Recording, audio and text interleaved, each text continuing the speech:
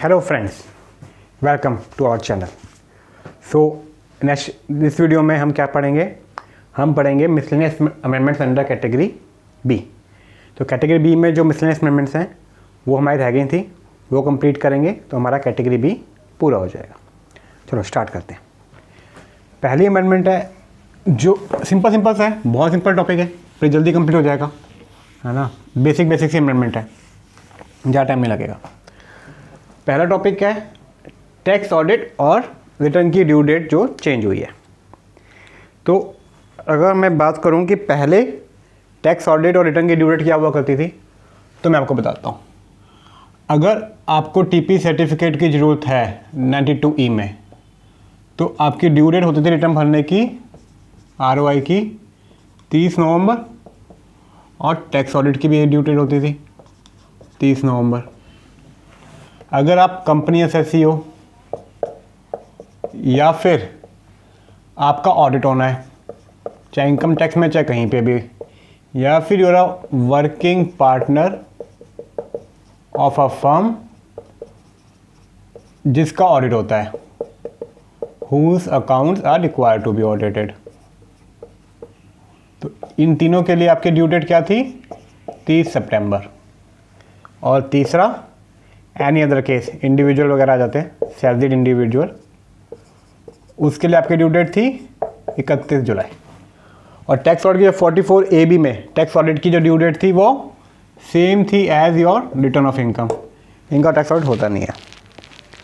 अब क्या हुआ, इन्होंने टैक्स ऑडिट की ड्यू डेट कर दी 1 month prior to the return of income.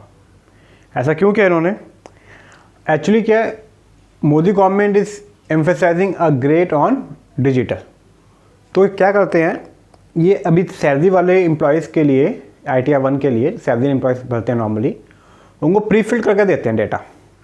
Almost everything is pre filled, आपको बस चेक करना है एंड एवरीथिंग इज़ फाइन, तो आप सबमिट का बटन दबा दो। तो they want to implement this for PGBP वगैरह आल्सो। तो इसलिए उन्होंने क्या कहा, आज तक क्या होता है, आप रिटर्न भरते हो टैक्स ऑडिट की 30 सितंबर, उसी के आसपास आप अपना टैक्स ऑडिट भी अपलोड करते हो। तो 143(1) में जो इंटीमेशन होती है उसमें नॉर्मली आपके पास एडजस्टमेंट का नोटिस आता है कि टैक्स ऑडिटर ने ये अपना डिसलॉ किया हुआ है और रिटर्न में डिसलॉ है नहीं, तो उसका आपने जवाब देना होता है कि हमने क्यों नहीं किया, और अगर गलती से रह गया तो आपको रिटर्न रिवाइज करनी पड़ती है। ठीक है, ये सब्सिक्वेंट इवेंट होता है। रिटर्न भरने के बाद 143(1) आता है और उसके बाद आपका इनकम सही हो पाती है, अगर आप भूल गए हो तो अब क्या करना चाहते हैं ये, अभी चाहते हैं टैक्स ऑडिट कम से कम 1 महीना पहले भर दिया जाए रिटर्न की ड्यू डेट से।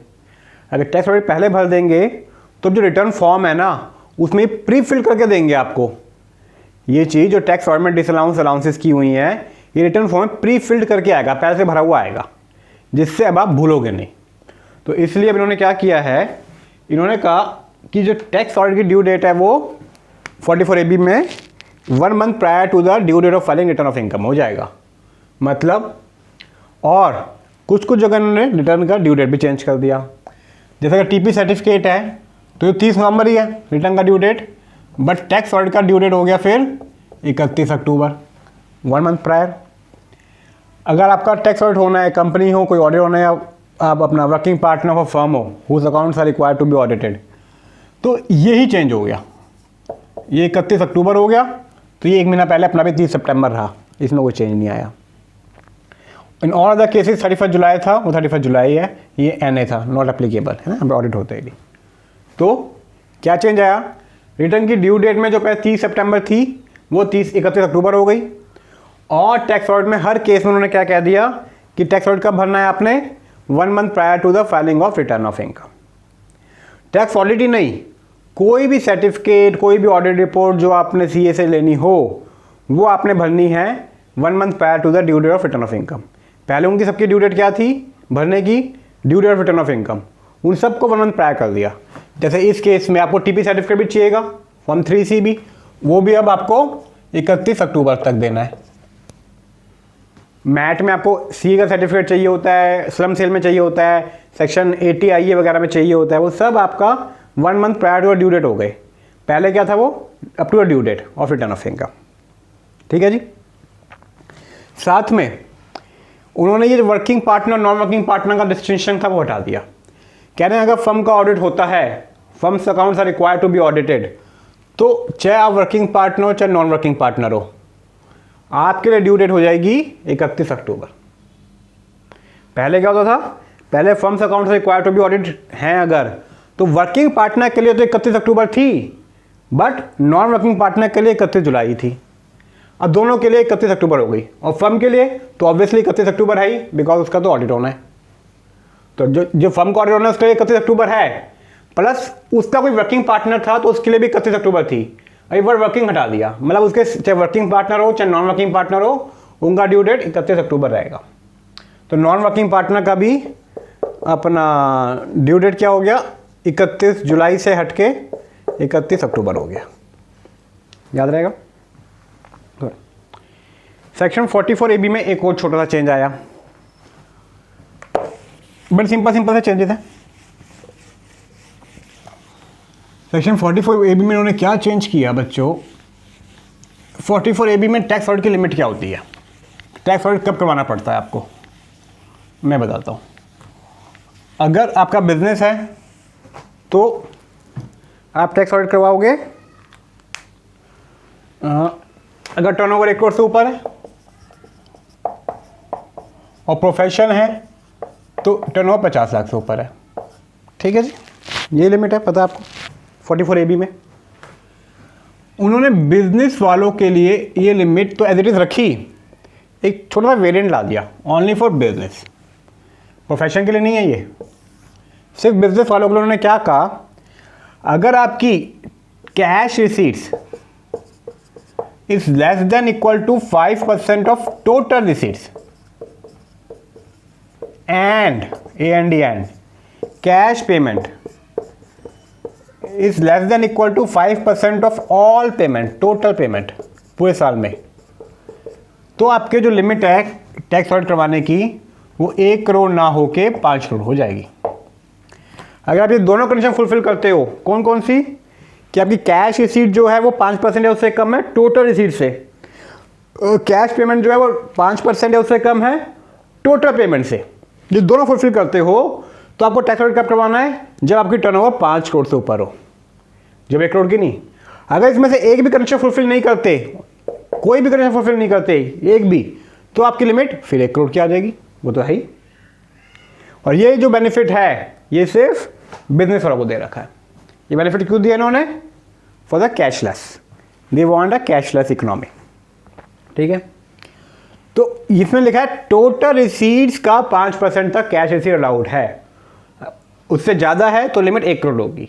टोटल रिसीट्स लिखिए वर्ड, रिसीट्स मत सेल्स नहीं लिखा, टर्नओवर नहीं लिखा, तो इसमें आपका जो नॉर्मल टर्नओवर वो भी आ जाएगा, प्लस कहीं से ही पैसा आया किसी भी तरीके का, शेयर कैपिटल इशू किया है वो भी आ जाएगा, प्लस लोन लिया है वो भी आ जाएगा, प्लस आपने एसेट सेल किए हैं वो भी आ जाएगा। तो कहीं से पैसा आया तो टोटल रिसीट जो है पूरे साल में आपकी, उसका 5% से ज़्यादा कैश रिसीट्स नहीं होनी चाहिए। ऐसी टोटल पेमेंट्स हैं, टोटल पेमेंट, चाहे परचेजेस के लिए किया हो, चाहे लोन रीपे किया हो, चाहे डिबेंचर रीपे किए हो, अपना रिडीम किए हो, चाहे एसेट परचेज किया हो, कोई भी आपने किसी भी तरह के लिए पेमेंट किया, चाहे रेवेन्यू चाहे कैपिटल नेचर, उनको सबको जोड़ लो, उसका 5% तक जो है वो आपका कैश पेमेंट अलाउड है, उसके ऊपर कैश पेमेंट करते हो तो आपकी लिमिट होगी 1 करोड़, आपको बेनिफिट नहीं मिलेगा 5 करोड़ का। 5 करोड़ का बेनिफिट जब भी मिलेगा जब आपकी कैश रिसीट्स और कैश पेमेंट रिस्ट्रिक्टेड होंगी 5% of total receipts and total payments. याद रहेगा वर्ड टोटल, टर्नओवर का 5% नहीं है, टोटल रिसीट टोटल पेमेंट का है। This is for the less cash economy, they want less cash in the economy. अब सब्सिक्वेंटली क्या हुआ, आपके जो टीडीएस के सेक्शन है 194A, C, J वगैरह, उनमें क्या लिखा हुआ है कि अगर आपको 44AB में ऑडिट करना बनता है तो आप टीडीएस काटोगे। डायरेक्टर कौन होता है, any person other than individual HUF, या फिर individual HUF whose accounts are required to be audited under section 44AB। तो इंडिविजुअल HUF के लिए को टीडीएस जब भी काटना है जब उनका 44AB में ऑडिट बनता है, प्रिस्क्राइब सेक्शन में 94A, C, J वगैरह, H, I है ना, सब में जो मेन सेक्शन है। अब आप एक एग्जाम्पल लो, एक मिस्टर ए हैं जिनकी बिजनेस से रिसीट्स है 4 करोड़ की और कैश रिसीट जो है उनकी वो लेस देन इक्वल टू 5% है और कैश पेमेंट भी उनकी लेस देन इक्वल टू 5% है। तो as per the new provision उनको टैक्स ऑडिट की रिक्वायरमेंट नहीं है, बिकॉज वो कंडीशन फुलफिल कर रहे हैं और टोटल रिसीट जो है वो 5 करोड़ से कम है। तो कैश अपना टैक्स ऑडिट की रिक्वायरमेंट नहीं है। टैक्स रिक्वायरमेंट नहीं है तो क्या is he liable to deduct TDS? तो उन्होंने कहा जी साहब टीडीएस के लिए तो लिमिट 1 करोड़ ही रहेगी। जो टीडीएस प्रोविजंस है ना उनके लिए लिमिट 1 करोड़ ही रहेगी। ये जो बेनिफिट दिया है 5 करोड़ का सिर्फ 44AB के लिए दिया हुआ है। तो सारे टीडीएस प्रोविजन चेंज हो गए। जहाँ पे ये वर्ड लिखे हुए थे आपके accounts require to be audited under section 44AB, उन्होंने प्रिस्क्राइब कर दिया कि अगर पिछले साल में आपकी टर्नओवर 1 करोड़ से ऊपर है बिजनेस के केस में, प्रोफेशनल तो 50 लाख हमेशा से थी और प्रोफेशनल केस में 50 लाख, तो आपको टैक्स काटना है, नहीं तो नहीं काटना है। तो ये जो बेनिफिट है 5 करोड़ का ये सिर्फ 44AB के लिए है, टीडीएस के लिए नहीं है। और अगेन जो 5 करोड़ बेनिफिट है it's only for business SSC. Professional के तो रिसीट्स 50 लाख पहले भी थी अभी भी है और कोई प्रोविजन नहीं लग रहा। ठीक है जी, और पढ़ लेते हैं। Rationalization of provision related to tax audit, page number 15, miscellaneous amendment, category B. Tax audit report as required under section 44AB, including audit reports required by other sections. किसी और सेक्शन में भी कोई ऑडिट रिपोर्ट चाहिए तो वो भी, या फिर टैक्स ऑडिट रिपोर्ट है वो भी, उसका ड्यू डेट क्या कर दिया? Shall be furnished by SSC at least 1 month prior to the due date for furnishing return of income under section 139(1). तो जो रिटर्न ऑफ इनकम की ड्यू डेट है उससे 1 महीना पहले आपका टैक्स ऑडिट की ड्यू डेट आ गई। पहले क्या थी? Shall be furnished by assessee on the due date of return of income. इसको हटा के क्या कर दिया? 1 मंथ प्रायर। ठीक है, रिटर्न की ड्यू डेट भी चेंज किया। किस में चेंज किया? वो सेकंड वाले पॉइंट में, ऑडिट वाले में। कंपनी या ऑडिट एसएससी हो या वर्किंग पार्टनर हो, उसमें 2 चेंज आए हैं। Due date for filing return of income has been extended 31 October from 30 September. उनकी पहले 30 सितंबर होती थी, अब उनको 31 अक्टूबर कर दिया। प्लस वर्किंग पार्टनर के लिए था वो सबके लिए कर दिया। Even for non working partner of a firm whose accounts are required to be audited the due date has been extended to 31 October. ठीक है जी, पहले से भी वर्किंग पार्टनर की ड्यू डेट थी, अब वो नॉन वर्किंग के लिए भी आ गया। अब लेस कैश का 5 करोड़ का limit. The threshold limit of ₹1 crore applicable for tax audit in case of a person carrying on business, सिर्फ बिजनेस के लिए है ये, shall be substituted by ₹5 crore, profession के लिए नहीं। तो अगर आप बिजनेस करते हो तो आपकी जो थ्रेशोल्ड लिमिट है 1 करोड़ की, उसको सब्स्टिट्यूट कर देंगे 5 करोड़। कब? If cash receipt do not exceed 5% of aggregate of all receipt, total receipts का। ठीक है ना, चाहे वो रेवेन्यू नेचर की हो चाहे कैपिटल नेचर की हो। एंड ए एंड डी दोनों कंडीशन फुलफिल करनी है 5 करोड़ के लिए। The cash payment do not exceed 5% of aggregate of all his payment. तो रिसीट्स भी 5% से कम होनी चाहिए टोटल रिसीट से, और पेमेंट भी 5% और से कम होनी चाहिए टोटल पेमेंट से। कहता है the above limit of ₹5 crore shall not be relevant for TDS provision for which the limit shall continue to be ₹1 crore for assessee carrying on business. तो जो 5 करोड़ बेनिफिट है 44AB का दिया गया है। अगर आप टीडीएस के लिए डिडक्टर क्वालिफाई करने के लिए इंडिविजुअल एचयूएफ में लिमिट अभी भी 1 करोड़ की ही रहेगी। चलो, सेकेंड अमेंडमेंट है मेरा, जो स्पेशल रेट ऑफ टैक्स आया था फॉर डोमेस्टिक कंपनीज। आपने पढ़ा हुआ अच्छे से, 115BAA और 115BAB। BAA में 22% है, BAB में बिजनेस इनकम पे 15% है। तो ये जो स्पेशल रेट ऑफ टैक्स था 115BAA वाला या फिर 115BAB वाला, इसमें क्या था? दोनों में ही आपको part C of chapter 6A की डिडक्शन नहीं मिलती थी, जो टैक्स हॉलिडे वगैरह हैं। उन्होंने क्या दिया, अब कोई डिडक्शन नहीं मिलेगी चैप्टर 6A की, कोई भी। ATC वगैरह सब पहले मिल जाती थी क्योंकि पार्ट सी में नहीं आती थी। पार्ट सी में ATIA वगैरह आती थी। उन्होंने पार्ट सी हटा दिया, पूरा चैप्टर 6A डिसलॉ हो गया। अगर आप कंसेशन रेट में आते हो 115 B double A B A B में, तब वो कोई डिडक्शन नहीं मिलेगी। पहले भी आपको एक्सेप्शन क्रिएट किया हुआ था, किसके लिए? AT double J double A के लिए, वो आज भी है। प्लस अब एक और एक्सेप्शन आ गया आपका ATM, जो डिविडेंड के लिए, इंटर कॉर्पोरेट डिविडेंड के लिए डिडक्शन मिलती है। तो पहले सिर्फ एक्सेप्शन ये था, अब ये भी ऐड हो गया। प्लस पहले सिर्फ चैप्टर पार्ट सी की डिडक्शन डिसअलाउ होती थी, अब पूरा चैप्टर 6 से डिसअलाउ हो गया, एक्सेप्ट दिस टू डिडक्शन। और 115 बी डबल ए के लिए पहले भी ATLA था, अभी भी है, वो यूनिट ऑफ IFSC, ठीक है। ये 115 BAB के लिए नहीं है। क्यों नहीं है? बिकॉज 115 BAB में आपको मैन्युफैक्चरिंग वगैरह करना पड़ता है, राइट, और ATLA आपको उस टाइप के यूनिट के लिए नहीं मिलता, ये IFS यूनिट के मिलता है। तो ATLA अगर उसमें डाल भी देंगे तो 115 BAB वाले जो SSC हैं वो एलिजिबल ही नहीं है ATLA के लिए। तो इसलिए 115 बी डबल ए में आपको 3 डिडक्शन मिलती हैं खाली, AT double J double A, ATM और ATLA, और 115 BAB में 2 मिलेंगी, AT double J double A और ATM, ठीक है जी। अब 115 BAB में जो कहता है कि डिडक्शन जब भी मिलेगी जब आप मैन्युफैक्चर या प्रोडक्शन में होगे, तो उन्होंने थोड़ा सा इसका स्कोप एक्सपेंड किया। उन्होंने कहा मैन्युफैक्चर और production shall also include generation of electricity.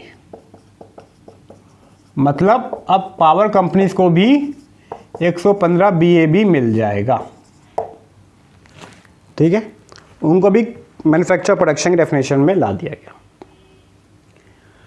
अब लास्टली ये दोनों सेक्शन जो है ना आपके, ये बात करते हैं सेक्शन 35 AD के बारे में। मतलब इन दोनों सेक्शन में कंसेशन रेट लेने के लिए आपको कुछ डिडक्शन फोरगो करनी पड़ती हैं। उसमें से एक डिडक्शन है सेक्शन 35 AD। ये क्या कहता है? ये कहता है स्पेसिफाइड बिजनेस के लिए कुछ कैपिटल एक्सपेंडिचर उसी साल लॉ हो जाता है जिसका वो इंकर होता है, ठीक है। तो लॉ कहता है कि 115 बी डबल ए 115 BAB में आ रहे हो तो 35 AD की डिडक्शन नहीं मिलेगी, मतलब कैपिटल एक्सपेंडिचर सेम ईयर में नहीं मिलेगा, ठीक है, ठीक है सर। हम उस पर डेप्रिसिएशन लेते रहेंगे हर साल। हाँ, एडिशन डेप्रिसिएशन नहीं मिलता इन दोनों सेक्शनों में, पर नॉर्मल डेप्रिसिएशन आप ले सकते हो, ठीक है। बट एक इंटरप्रिटेशन इशू क्या आया, सेक्शन 35 AD जो वर्डेड है ना, वो ऐसा वर्डेड है कि इट्स अ मैंडेटरी सेक्शन। अगर आप स्पेसिफाइड बिजनेस चला रहे हो तो वो 35 AD लेना ही पड़ेगा। प्लस इसका एक 35 AD सब सेक्शन 4 है जो कहता है इस कैपिटल एक्सपेंडिचर की कहीं और डिडक्शन नहीं मिलेगी, मतलब डेप्रिसिएशन भी नहीं मिलेगा। अब इशू क्या आया, मैं एक एसएससी हूँ, मैं स्पेसिफाइड बिजनेस चलाता हूँ, but I want to go for 115 BAA, तो मैं 35 AD फॉरगो करने को तैयार हूँ। मैंने फॉरगो कर दिया। असेसमेंट में एओ ने क्या किया, और मैंने फॉरगो किया तो मैंने क्या किया, उन कैपिटल एक्सपेंडिचर पे मैंने डेप्रिसिएशन क्लेम किया होगा। फॉर 115 BAA में डेप्रिसिएशन डिसअलाउ नहीं किया हुआ, फिर एडिशनल डेप्रिसिएशन डिसअलाउ किया हुआ है, तो नॉर्मल डेप्रिसिएशन क्लेम किया होगा। अब एओ ने क्या किया, एओ ने असेसमेंट के टाइम मुझे कहा कि 35 AD तो मैंडेटरी है, और 35 AD 4 कहता है कि इन एक्सपेंडिचर की जो 35 AD के लिए हैं, मतलब जो कैपिटल एक्सपेंडिचर स्पेसिफाइड बिजनेस लग रहा है उसकी कहीं और डिडक्शन नहीं मिलेगी, इसलिए उसने डेप्रिसिएशन डिसअलाउ कर दिया। और 115 BAA भी डिसअलाउ कर दिया, क्योंकि 35 AD इज मैंडेटरी। तो इससे तो 115 BAA BAB रिडंडेंट बन गए, वो कोई ले ही नहीं पाएगा, जो बंदा स्पेसिफाइड बिजनेस में है वो ले ही नहीं पाएगा। तो ये इंटरप्रिटेशन चाहते नहीं थे, ये बाई चांस हो गया है ना, इट्स एन एरर। वो एरर इन्होंने रेक्टिफाई कर दिया। इन्होंने 35 AD को ऑप्शनल बना दिया, लिख दिया कि ऑप्शनल है, और सबसेक्शन 4 में लिख दिया कि ये जो एक्सपेंडिचर है जो 35 AD का है उसकी डिडक्शन कहीं और नहीं मिलेगी। कब? इफ उस अमाउंट पे 35 AD आपको मिल गया है कभी ना कभी, इफ उस एक्सपेंडिचर की डिडक्शन कहीं मिल गई है तो सब्सिक्वेंट डिडक्शन नहीं मिलेगी। तो इफ लगा दिया। अगर आपने 35 AD नहीं लिया तो उसकी डिडक्शन कहीं नहीं मिली है तो डेप्रिसिएशन ले लो, समझ गए?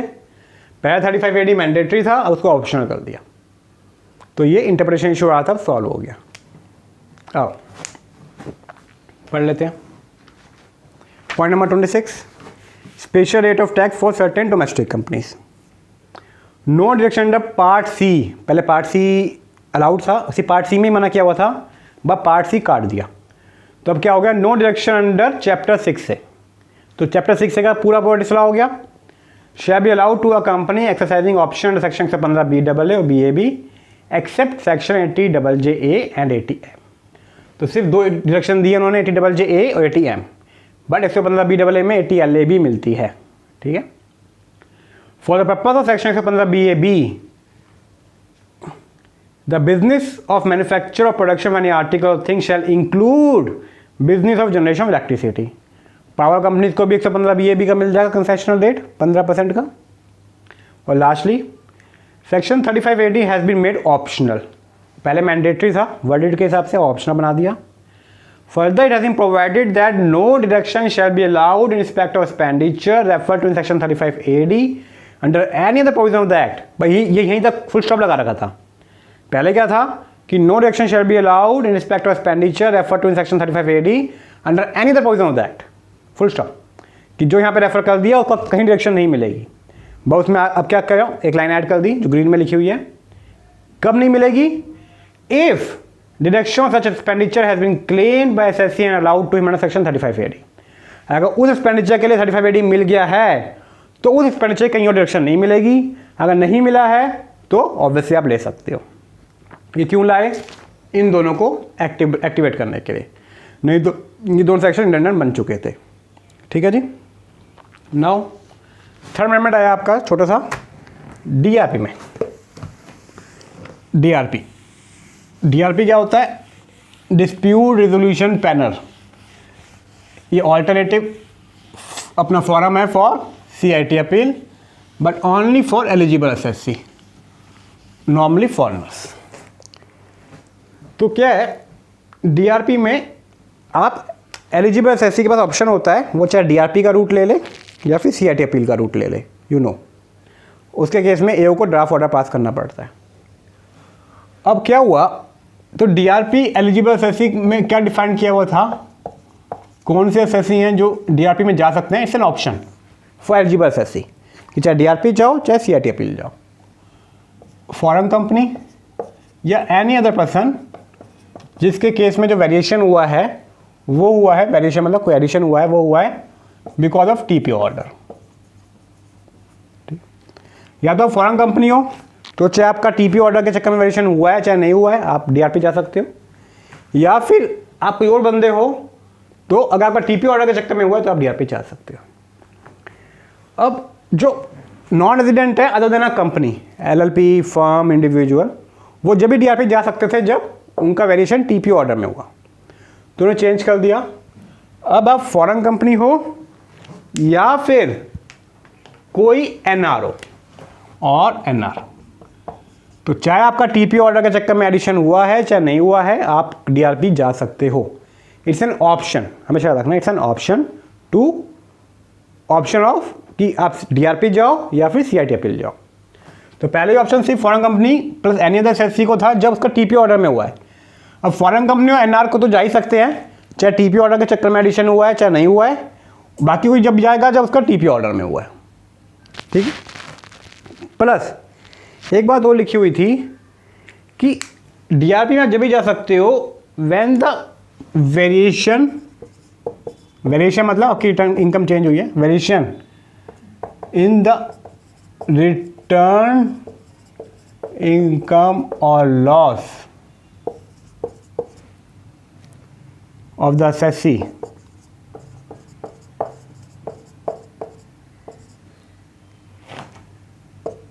if variation is proposed in the returned income of loss as a consequence of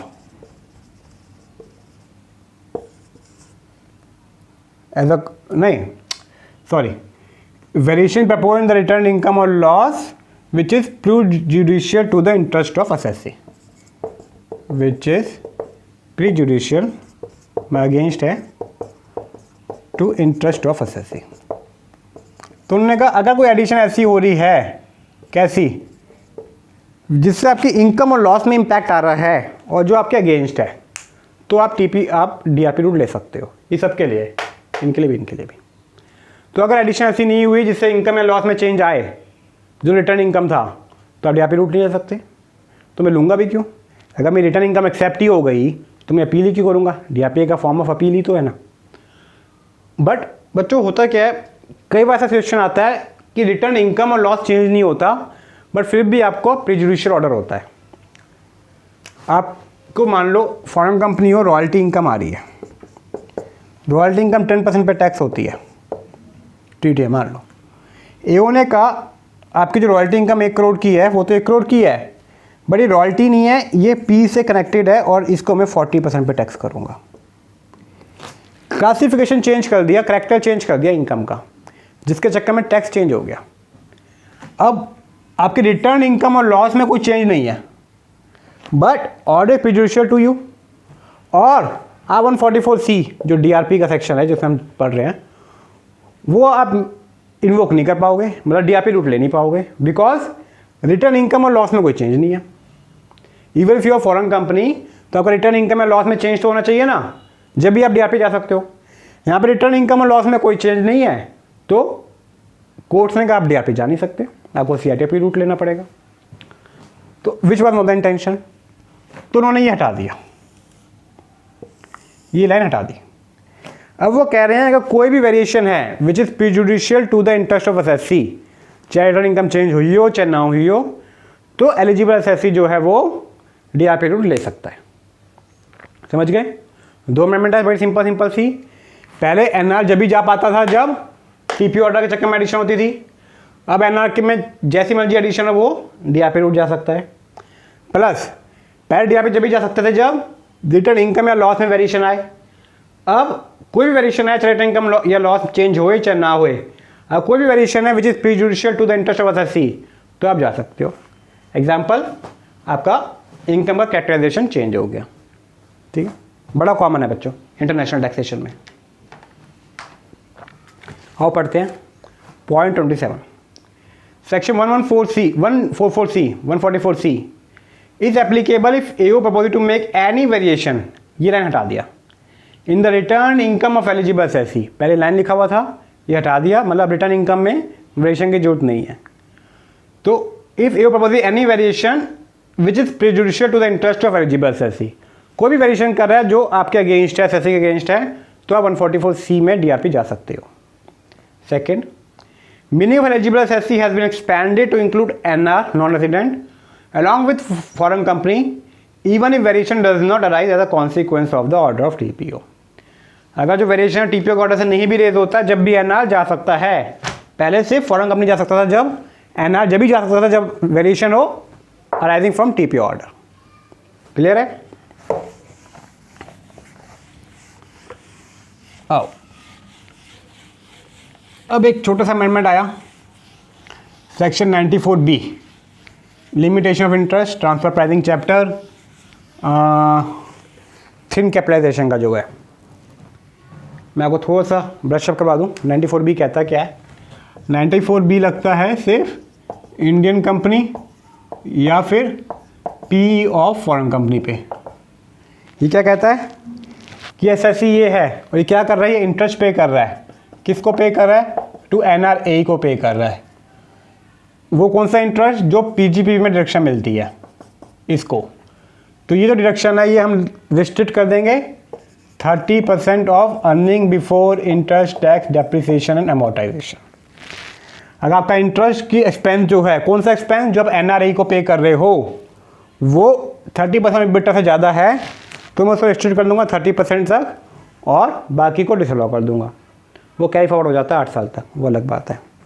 ये सेक्शन जब भी लगता है जब इंटरेस्ट एक्सपेंस 1 करोड़ से ज़्यादा हो। ठीक है जी, एग्जिस्टिंग सेक्शन कहता है ये सेक्शन नहीं लगेगा, एक्सेप्शन दे रखी है। अगर जो एसएससी है, कौन? इंडियन कंपनी या PO foreign company is engage in business of banking और इंश्योरेंस। याद आ गया आपको? ये सेक्शन बस छोटा था 94B। अब इसमें क्या दिक्कत आई, अब आप समझना। अब जो नॉर्मली स्टार्टअप्स हैं वो लोन लेते हैं, लेना पड़ता है उनको। एग्जाम्पल स्टार्टअप को दे रहा हूँ, कोई भी हो सकता है, बट बेसिकली ये दिक्कत स्टार्टअप फेस करते हैं। स्टार्टअप में कोई स्टार्टअप है, मान लो ए लिमिटेड, इसने लोन लिया 200 करोड़ रुपए का। कहाँ से लिया? इन्होंने लोन लिया Indian branch of city bank की इंडियन ब्रांच से लिया। इस ए लिमिटेड के टोटल एसेट्स हैं, उनकी बुक वैल्यू है मान लो 250 करोड़ की। बिकॉज ये भी स्टार्टअप होते हैं नॉर्मली, इनमें ज़्यादा पैसा होता नहीं है, लोन पे चलते हैं, तो इनके पास आइडिया होता है। इन्होंने 200 करोड़ का लोन लिया, एसेट 250 करोड़ की। तो आपको याद आ रहा होगा सेक्शन 92A जो एसोसिएटेड एंटरप्राइज की डेफिनेशन कहता है, वो कहता है कि अगर एक बंदे ने दूसरे को लोन दे रखा है, वो जो लोन जो है वो उसकी 50% of book value total asset से ज़्यादा है, तो ये दोनों ए बन जाएंगे। तो उस डेफिनेशन के हिसाब से ये branch and a limited are a बन गए।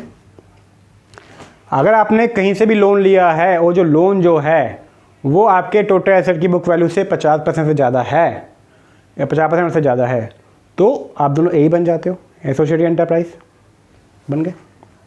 अब इस लोन पे जो ए लिमिटेड इंटरेस्ट देगा, क्या उस पर 94B लगेगा? देखते हैं जी। 94B कब लगता है? जब जो इंटरेस्ट दे रहा है वो इंडियन कंपनी हो या पी हो फॉरेन कंपनी, तो ये तो इंडियन कंपनी है, ये फुलफिल हो गया। इंटरेस्ट किसको दे रहे हो आप? NRA को, या वो अलग बात है गारंटी वाला। तो क्या ये NRA है? ये ए ही तो है। ए क्यों है? बिकॉज ने 50% से ज़्यादा लोन दे रखा है आपके एसेट की वैल्यू का। NR है। ये सिटी बैंक अगर NR है तो जो इंडियन ब्रांच है वो भी NR होती है, पता है आपको। PE of NR is tax S NR, वो NR के रूप में टैक्स होती है। तो इंडियन ब्रांच जो है वो PE होगी सिटी बैंक की। अगर सिटी बैंक जो है वो NR है तो इंडियन ब्रांच भी NR है, तो ये भी क्वालिफाई हो गया।